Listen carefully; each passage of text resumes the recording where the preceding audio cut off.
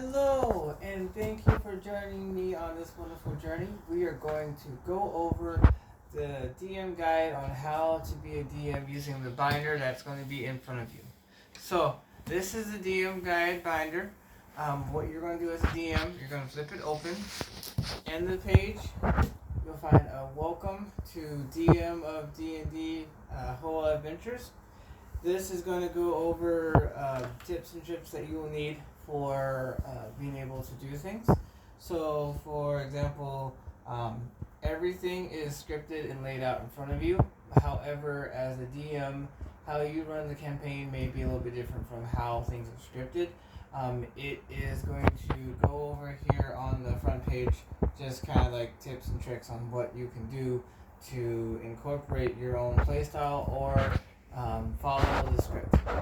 Essentially, everything is scripted on how to go or how to run your campaign, but there are elements that you will add to make things more unique and specific to your playstyle.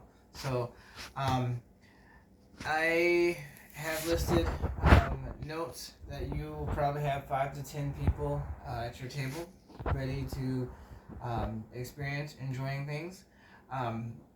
In this binder, it always is also important to read ahead so that you know what's happening, what's going on. Some of the things that are taught to you in this binder can be like notes that are made to you directly or notes for you to make to your players directly, and so forth. So being able to differentiate what is happening ahead of time is important. So we're going to take the time to go through these elements that are within this binder so that when it comes to game time, you feel more successful and confident in yourself. Okay? Okay. Have fun with this. As I mentioned, take liberties in how you do story mode of how things happen. Like there's a certain flow format that I'm going to teach you that you're going to use with this binder. But at the same time, if there's a certain way that you do D&D to be able to help characters be entertained, there are just key elements that I'm going to touch over to make sure that you understand to have those included in the story so that things are moving along and certain key highlights are hit so that a person's able to remember what's going on. Like I said, do what you can to make sure all are involved in the story that you craft. I am not going to get on you for not sticking specifically to the storyline. So you still have the ability to liberties of like the worlds, the creatures, and everything that's crafted for you. This is more of a guideline to be able to follow so you can go through things. But by all means, if you get to things on the path that you need to do a dice roll for what normally happens in D&D, you can do so. Any questions, like I said, just contact me or there's going to be someone in there that will help with being able to answer questions on the fly.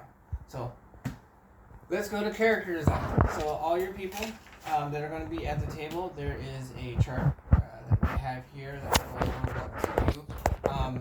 Have people either do a pre-character that has been selected or their own that is a character, or we go through how to flesh out an original character. So in this binder already created, we have the ability to be a wizard, a fighter, and there's another one. So wizard, fighter, or looks like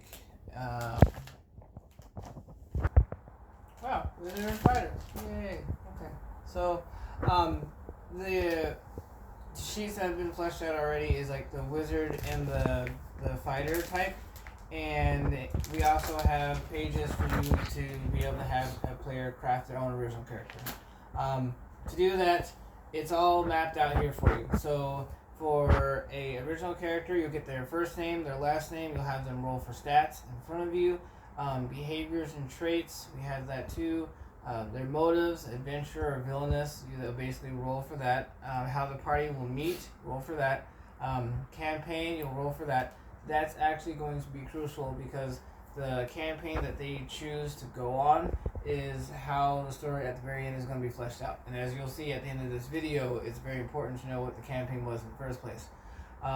The treasures, each scenario, at the end of the scenario, they get a treasure. they have to collect all 12 treasures to fully complete the storyline.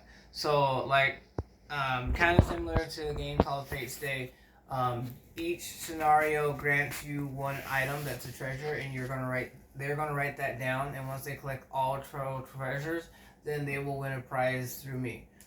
We're hoping for these campaigns that it takes one setting to equal one campaign. If people are able to get through 2 campaigns, that's amazing. If they get through 3 campaigns, we need to work on your skills, because that means they have like advanced and they need more stuff in their campaign. But so we're hoping that at least 1 campaign would suffice. If 2 happen, then that's okay too. After that, you will roll for what level to go to. There are 12 levels, so each level is specifically in their own tab that is within here. From this point, after you make sure all characters have, then you go to what level you're going to be going to. I'm going to read these off real quick. The 12 levels, they consist of, if you roll a 1, the Killer Penguin Tundra. If you roll a 2, Mushroom Forest of Death. If they roll a 3, the Sunburnt Desert of the Rocky Horror Picture Show. If they roll a 4, Deep Sea of the I can't say that here on YouTube, but it's Octo-Ussy Bloopers. There's a reason for that. 5, Enchanted Golden Meadow of Cows Who Give No Fucks. 6, Bloody Urban Streets of Super Mario Sunshine. 7, Choco Mountain Massacre of Giant Gengars. 8, Anka Swamp of Pikmin's Big Booty Itches. 9, Legendary Space Cavern of Samus. 10, Zelda's New Baywatch Gushing Coast. 11, Dreamland of Vibrating Bullet Bills. And 12, Arctic's Corrupted Moon Mansion. So either of these levels, when they roll a dice, is where they'll go to. As the DM, you are going to be flipping through this book quite a bit. So, as I mentioned, all that you need to be able to help craft an original character is listed here: character names, details, motives, appearances, first time meetings. All that is covered, and as a DM, you'll be able to go to that page to be able to do that. Now, this binder also has visuals. So these visuals kind of give like enhancement to the story, but they also make it to where things make more. As we go to the area that is scripted, say for example, we do the world of Anka Swamp of Pikmin Big Booty Itches. You'll flip to that page to be able to craft that world. In here, we follow the storyline of what's occurring. So it's kind of like if you had a toy engine, you have the wheels on the engine, which are the groundwork of what's happening. And then after that, you put on the layer to cover the wheels, so you have like the foundation built up. That's essentially how this is all crafted. Like the scenario world has what you need to set it, and then it builds upon itself. So it just continues to create and build, so you don't have to put in that heavy of work if you don't want to, or if you want to go off the rails and add your own stuff, you can. But it will essentially follow kind of like a storyline like this with each scenario. So in here, I have it to where you're able to paint the scene of what's happening. So for example, Pikmin's World of Big Booty Itches, it is in a swamp. So this means like swamps are mostly inhabitable, mud and marshland cover most of the ground, which makes camping very difficult. Clean water is scarce. Clouds of midges and mosquitoes can make travelers itchy and swollen. And on top of this is a favorite terrain of snakes, leeches, and alligators. Oh, it reminds me of that movie, Mother Effing Snakes on a Plane. Samuel L. Jackson was in that one. So it gives you the ability to set the scene for your players. After that, go into a landscape. So, for example, this one, someone is screaming for help, and an explorer is stuck in quicksand and has been nearly consumed. Okay, so you have like a point of what's going on so that you're dropped into it. Bosses. So there's always somebody to fight in the area. For example, for this one, it will say for you to be able to say out loud to the characters know what's going on. A chat dialogue appears on the comm for players to know the layout of the land. Isabella from your home island lets you know that Anka's followers are in the area, but to not have sex with them frequently. They are recognized by the thick mucus slime that excretes and it covers their entire body and leaves a trail. They are very outgoing with big butts, but they come in so many different colors. It's hard to know who you're inside once you're inside. Welcome to Pikmin Swap. So the mini boss has been identified. This is important because this is setting the scene of what you're going to be doing to fight. Their motives. A parasite has burrowed into the creature and now controls its every move. Personality. They are calm. They genuinely think what they're doing is right. And this is important because now you know for the mini bosses what their motives are and what their personality is. You can have your players either try to fight them or work with them or try to come up with a strategy to be able to not just rely on fighting. They can use their smarts, they can figure out what's going on, and in this scenario, it seems like just not sleeping with them. It sounds like a good solution. I mean, some people will still fail, which is fine. It's okay. So, it sounds like whatever you need to be able to tell people how to defeat the mini bosses in there, okay? After that, you help the party either use what abilities to defeat or help accomplish the side mission of the bosses, or they got away from the mini bosses. From there, they find the castle holding either Bowsette or Bowser or King Boo. You let the party pick which one owns the castle. So that means you let the party pick what captor they now want to fight.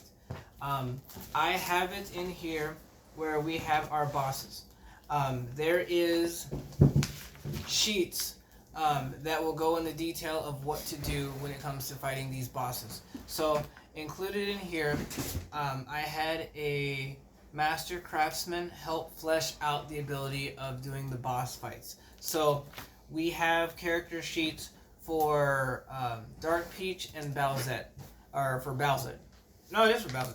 Okay, I'm not insane. It's early where I'm at. Okay, so for the boss battles, you can use these sheets to be able to flesh out the battle of the captor, but I went also one step further. So you have these, but you also have visuals. So with your people,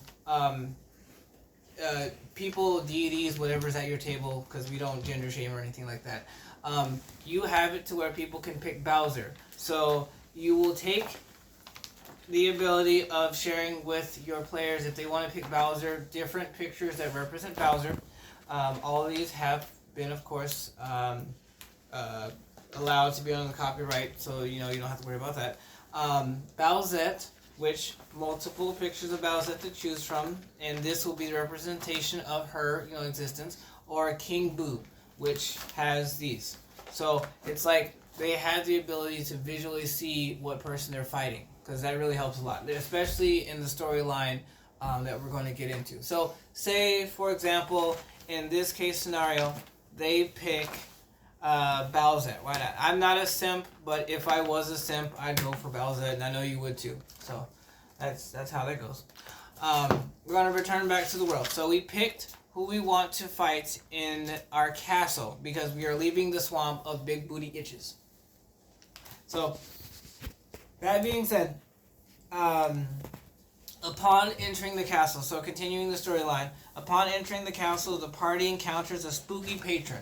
This patron looks like, and this has all been fleshed out, so all you have to do is read it in front of the people so they know what's going on. A bleached white feline who appears with a bladed crown, a relative of Anka from Animal Crossing, named Soul Anka.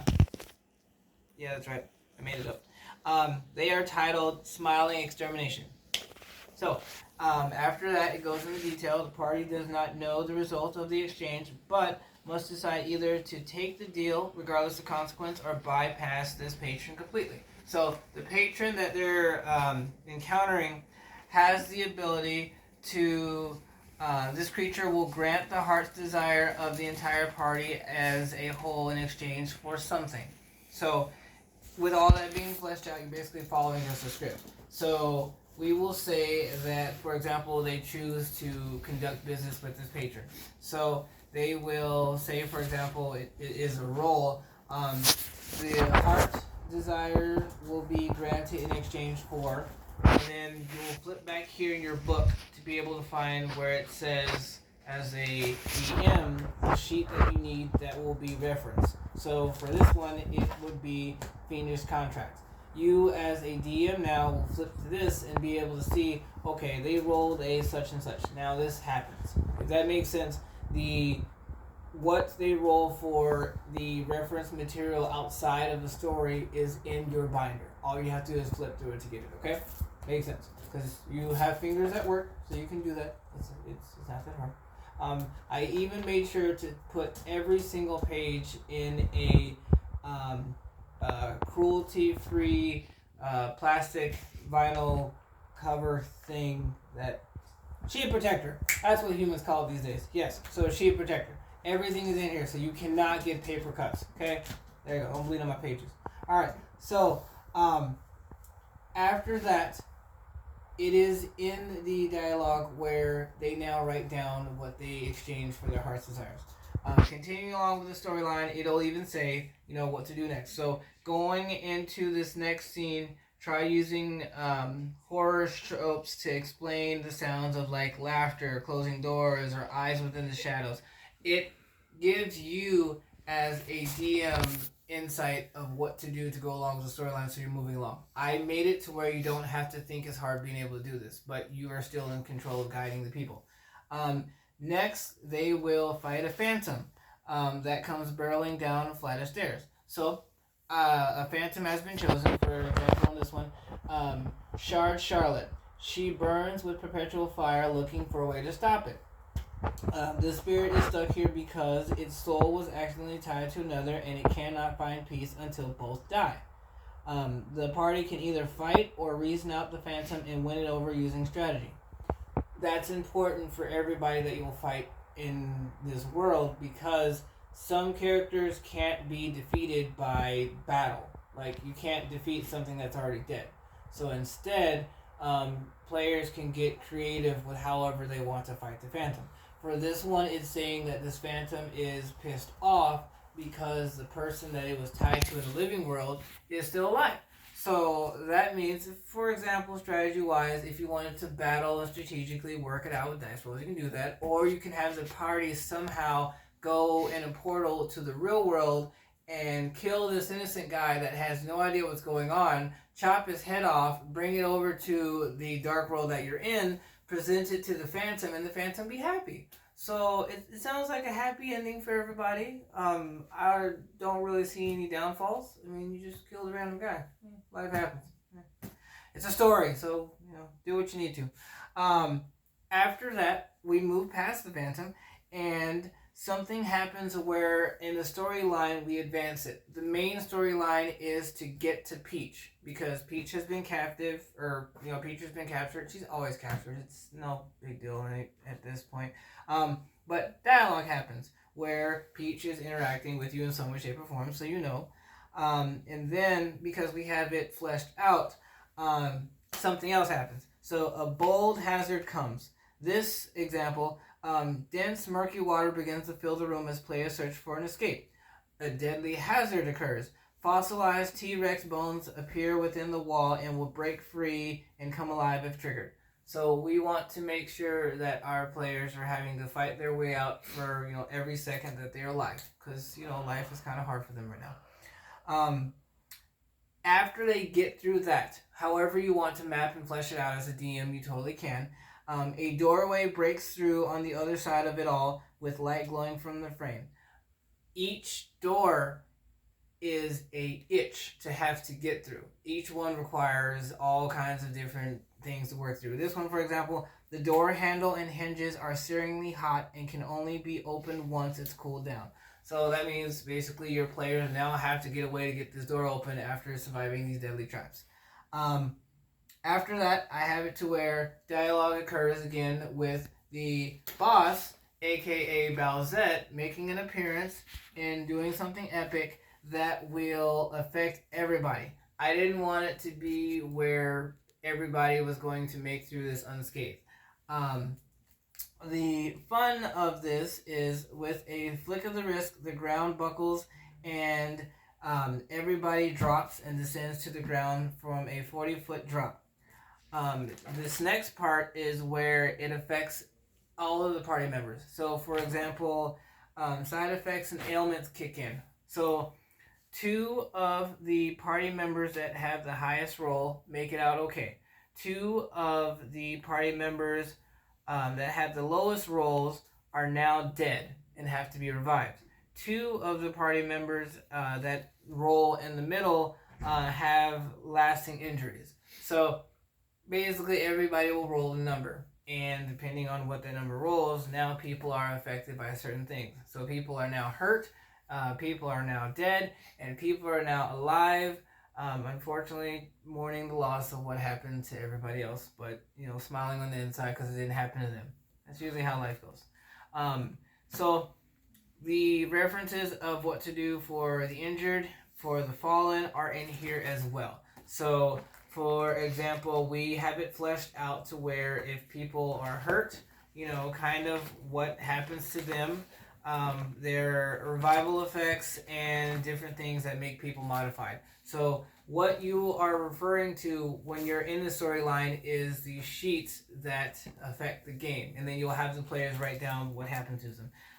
More story happens, and then more story happens, and then we give our players the ability to have blessings or cursed enchanted items. This is where the character, each player gets an upgrade in their lives because they suck. Well, okay, not necessarily suck, but like they're not strong enough. And the main boss was a badass enough to be able to not kill them, but silence their efforts for a little bit. So this is where we give them boosters and all different kinds of stuff. After that, more storyline happens, and then the battle happens. So between this scenario, this main character, and the players, we have the battle occurs. So we have what's known as critical hits and critical misses. This will be found in your battle mechanics page. So, like, for example, what actually occurs when a critical hit or a critical miss occurs with the melees, with the ranged, and with the magic. So all of that occurs within here. I'm sure there are more dice rolls that you will make sure to, check out as well. The items that the players gain are in here as well. And you have all that you need to be able to run that battle simulation. Thanks to the fruitful efforts of, like I said, a true master in their prime, you have these sheets that will go over how the boss is able to fight. So you're able to know what attacks the bosses will do. And all that is laid out for you in here. You just need to use the reference guide to be able to go through it. Doesn't matter if it's technically Bowsette or King Boo or Bowser. You can use the same sheets and then have another person join in as well. So I'm not going to give that away, but I'm going to share that the battle mechanics you are able to decipher and get through.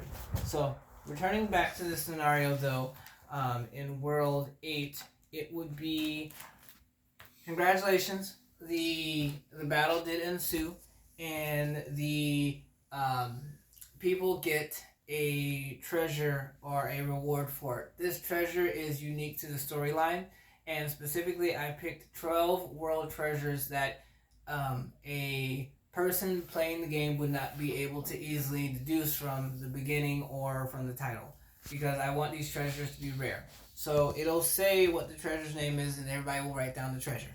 After that, we get the resolve, where it's like we get a storyline ending. Depending on what we decide to do, it's kind of like we set the princess free, but we can choose to we can choose to make the world a more vile place by becoming the new captors and trapping everybody forever, which is kind of like the bad ending, but it's like it's okay because it's your story. Or we can take turns getting to do things to the princess, which some people pick that, some people pick that. Or we can do where we have the original mission granted. The princess will help aid things It just depends on what the party picks basically to do. They get that ending. After they get that ending, if there is still time left, what we can do is go back to the beginning where we had the ability to choose a world to go explore, and they can explore another world.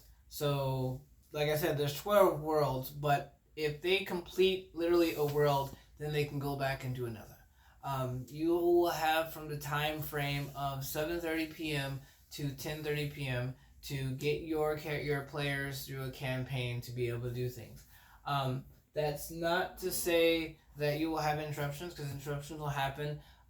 If they can't get through the entire storyline doing this, that's more than fine. It's more for them to be able to be interactive and have fun. As I mentioned, you don't have to stick through the script of what's been crafted in front of you. This is to make it easier so that when you're in front of players, you have a way in a guidebook to be able to do different things.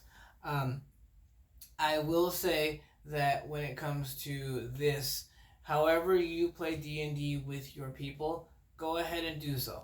The main elements you want to make sure is at the end of the night, people have gained a treasure. So people are able to use that treasure on their list, and it shows that they gained a treasure.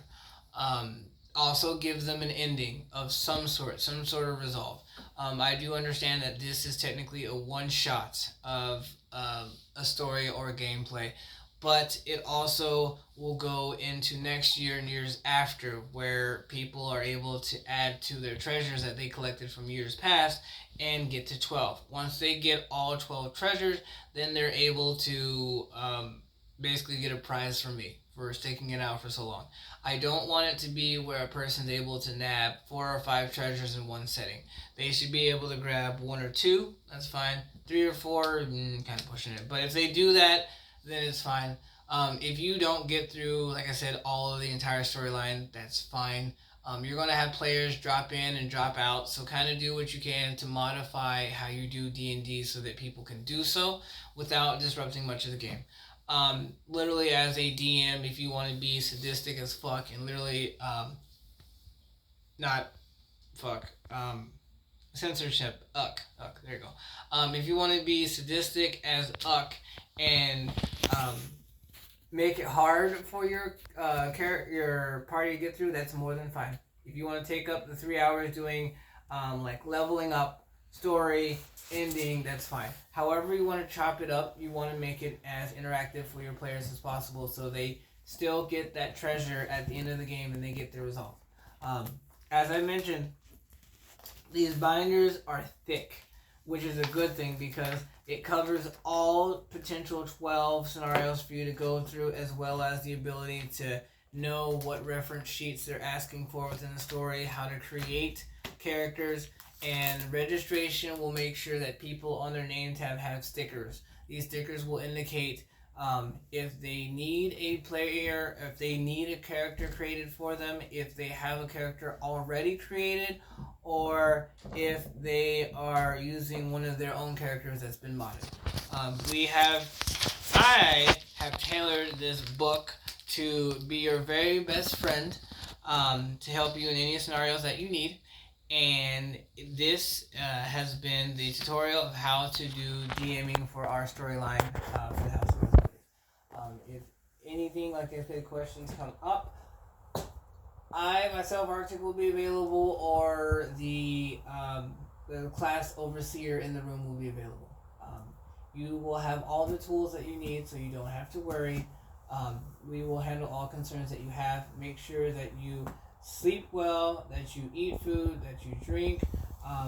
If you want to shower and have the ability in your country to shower, please do so. Indoor plumbing is nice, but not all the time, so understand. So this has been my tutorial. I wish you well. You're going to do fantastic. Take deep breaths. Remember, you set the pacing for the game. The players don't set the pacing. You do. I also made sure that I wrote all of this. For the most part, I did have a little bit of help, but if anybody battles 12, 12 is actually my world that I created, so I am in the game. Because I was like, I want to have people fight me, like, bring it on. So, if somebody does go through World 12, I want you to let me know at the end of the event. Because, that's my world. Yay. So, yes, this has been Arctic. This has been my tutorial. You are all set to be amazing each and every time you watch this video. Doodles. Thank you.